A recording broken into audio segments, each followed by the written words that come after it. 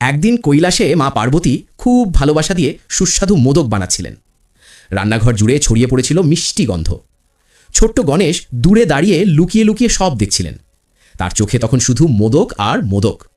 হঠাৎ মা পার্বতী অন্য কাজে বাইরে চলে গেলেন। সুযোগ পেয়ে গণেশের মাথায় দুষ্টু বুদ্ধি এলো। তিনি সঙ্গে সঙ্গে নিজের রূপ বদলে বাবা মহাদেবের মতো হয়ে গেলেন।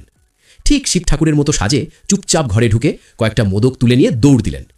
এক কোণে বসে তিনি বড় আনন্দ করে মোদক খেতে লাগলেন। মুখে লেগে গেল মিষ্টি, চোখে খুশির ঝিলিক। কিন্তু মা তো মাই।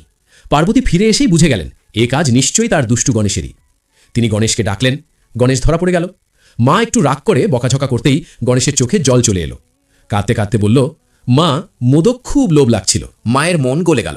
তিনি হাসলেন, গণেশকে কোলে তুলে নিলেন আর বললেন, চুরি করে নয়, চাইলে মা নিজেই দেবে। তারপর মা নিজের হাতে গণেশকে অনেক মোদক খাইয়ে দিলেন।